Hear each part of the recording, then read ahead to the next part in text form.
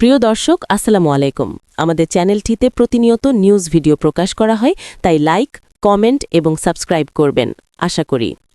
আজকে কথা বলবো সোশ্যাল মিডিয়ার দুই পরিচিত মুখ থটস অফ বিলাল আর নাসা ভাই নিয়ে।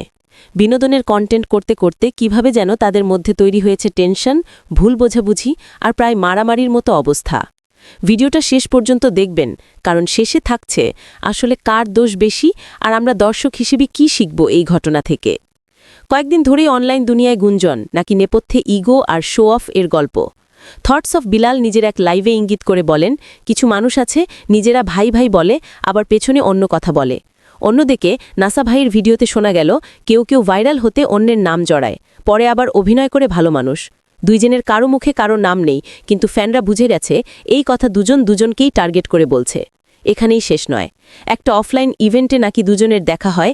সেখানে তাদের ঘনিষ্ঠ কয়েকজন বলেন, প্রথমে নর্মাল কথাবার্তা হলেও কোনো এক পর্যায়ে টোন উঠে যায়, কথা থেকে কথা গড়ায় ঝগড়ার দিকে। কেউ নাকি মোবাইলে ভিডিও করতেও শুরু করে, আর সেই ক্লিপের কিছু অংশ সোশ্যাল মিডিয়ায় ঘুরতে শুরু করলে মানুষ বলতে থাকে, বাহ, এতদিন যাদের আমরা বিনোদনের জন্য দেখি তারাই নিজেরা প্রায় মারামারির অবস্থায়। এদিকে দুইজনের ভক্তরাও থেমে নেই, কমেন্ট সেকশন ভরে যাচ্ছে বিলাল ভাই ঠিক বলছে, না না, নাসা ভাইয়ের দিকটাই ঠিক। মানে অনলাইনের ঝগড়া এখন অফলাইনেও টান টান পরিস্থিতি তৈরি করেছে। দুই পক্ষই নিজেরা নিজেদেরকে সঠিক মনে করছে।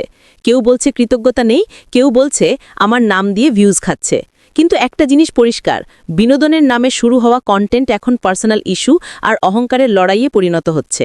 দেখো ভাই, আমরা তো ওদের দেখে হাসি, টাইম পাস করি, কিন্তু ক্রিয়েটারদের ভেতরে যদি হিংসা, ইগো, প্রতিযোগিতা বেড়ে যায়, তাহলে বিনোদনের জায়গাটা নষ্ট হয়ে যায়। ব্যক্তিগত সমস্যা থাকলে সেটা নিজেদের মধ্যে সমাধান করাই ভালো। লাইভ, স্টোরি, স্ট্যাটাস দিয়ে একে অপরকে ইশারা করে দর্শকদের সামনে ঝগড়া শো বানিয়ে ফেলা, এটা কারোর জন্যই ভালো না।